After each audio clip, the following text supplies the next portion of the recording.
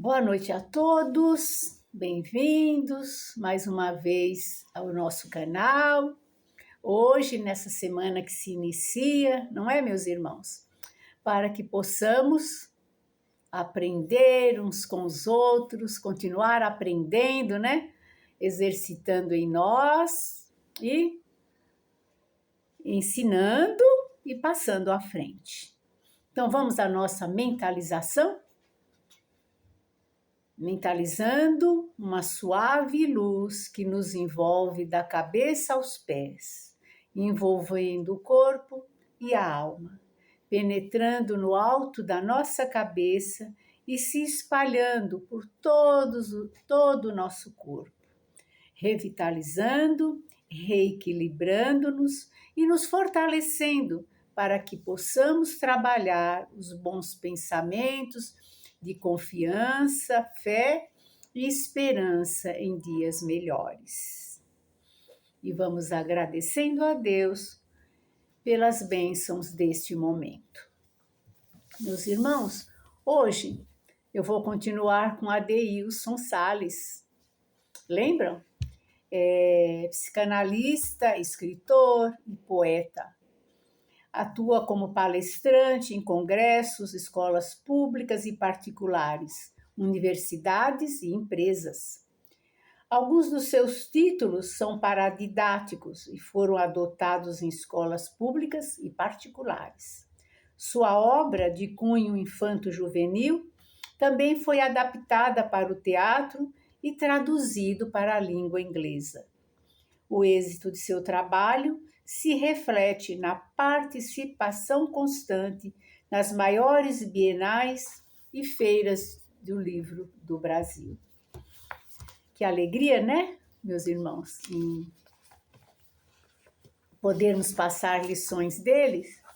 Eu amo as palestras dele, já fui a várias e a hora que tiver uma oportunidade, vou eu de novo, não é? Aprender com os grandes mestres. Aprender, exercitar em mim e passar à frente. Meus irmãos, eu talvez até já tenha passado essa lição dele com o título de Separações, mas eu achei muito apropriada passar no dia de hoje. Vocês com certeza vão gostar. Então vamos. Fundamentamos nossa felicidade nas ações alheias. Com isso, estamos sempre correndo o risco de nos decepcionarmos. As separações frustram pelos sonhos acalentados, mas que não foram vividos.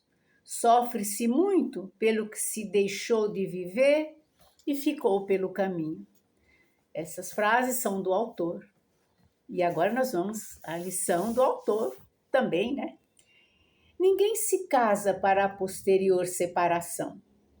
Masaharu Taniguchi, líder religioso japonês, afirma: se você quer ser feliz, não se case, mas se você deseja fazer alguém feliz, case-se.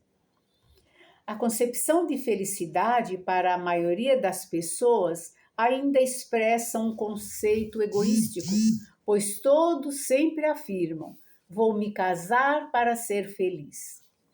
Quando queremos ser felizes, outorgamos ao nosso esposo, à nossa esposa, né, a responsabilidade por nos fazer feliz. Mas quando buscamos, dentro da relação, fazer o outro feliz, passamos a compreender que a ação de amar por si mesma já nos banha em felicidade. Somos felizes à medida que fazemos o outro feliz. Eu abro um parágrafo aqui, né, meus irmãos, que está vindo à minha mente, Jesus, né, nosso mestre maior, né, dizendo, resumindo os 10 mandamentos em 2, amar a Deus sobre todas as coisas e ao próximo como a nós mesmos. Então, se amamos o próximo como a nós mesmos, nós estamos felizes e vamos fazer o outro feliz, né? Então, vamos continuar. Nesses dias, os casamentos acontecem para uma parcela de pessoas por variadas conveniências, e o amor é deixado de lado, pois se confunde com interesses. Mas toda relação que termina em sofrimento sempre atinge o lado mais sensível, e infelizmente algumas pessoas chegam a entrar em profunda depressão.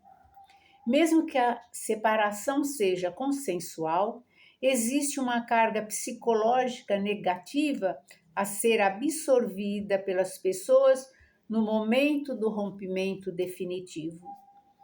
E são muitos os casos de transtornos emocionais e crises de pânico em que a pessoa enferma não consegue lidar com o fim do relacionamento.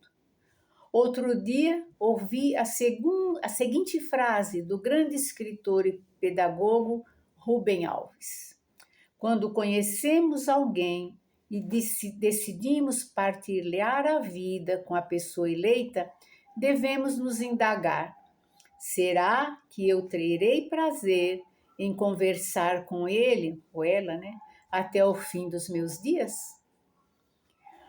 Os relacionamentos devem ter por base o diálogo, porque não existe nada mais especial do que se conversar com quem se ama. Não é o sexo que irá manter um casamento, pois que é parte do relacionamento, mas é a estrutura de uma relação que consiste no diálogo. Nada nem ninguém nos pertence aqui na Terra. O importante é agirmos sempre com a honestidade que nos garantirá harmonia e serenidade.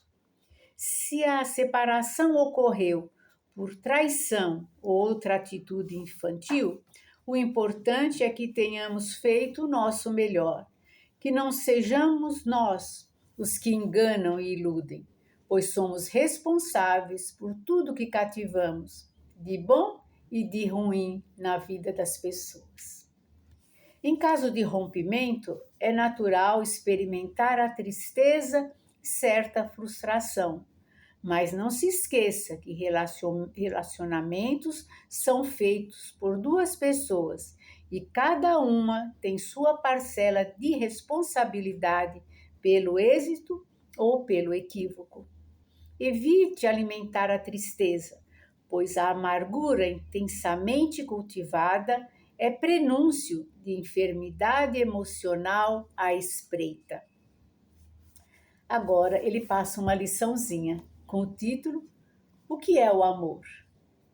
Numa sala de aula havia várias crianças. Quando uma delas perguntou à professora: Professora, o que é o amor?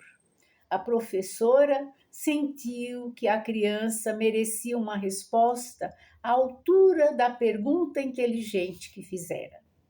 Como já estava na hora do recreio, pediu para que cada aluno desse uma volta pelo pátio da escola e trouxesse o que mais despertasse nele o sentimento de amor. As crianças saíram apressadas e, ao voltarem, a professora disse: quero que cada um mostre o que trouxe consigo. A primeira criança disse: eu trouxe esta flor, não é linda? A segunda criança falou: eu trouxe esta borboleta, veja o colorido de suas asas, vou colocá-la em minha coleção. A terceira criança completou: eu trouxe este filhote de passarinho. Ele havia caído do ninho junto com outro irmão. Não é uma gracinha? E assim as crianças foram se colocando.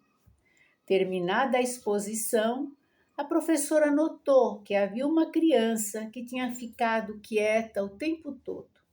Ela estava vermelha de vergonha, pois nada havia trazido.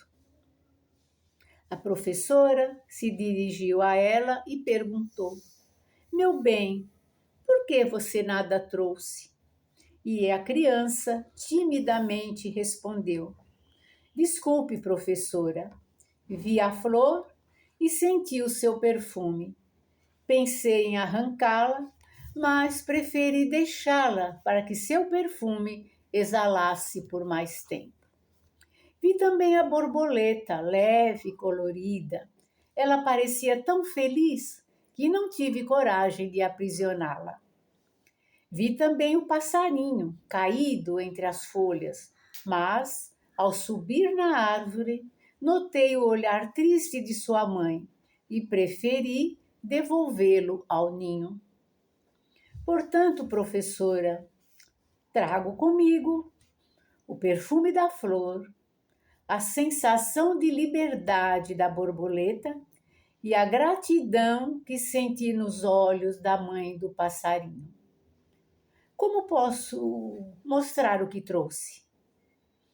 A professora agradeceu à criança e lhe deu nota máxima, pois ela fora a única que percebera que só podemos trazer o amor no coração. Histórias para sua criança interior, de Eliane de Araújo. Essa lição maravilhosa que o Adeilson nos trouxe, né? Que até nos comove, não é?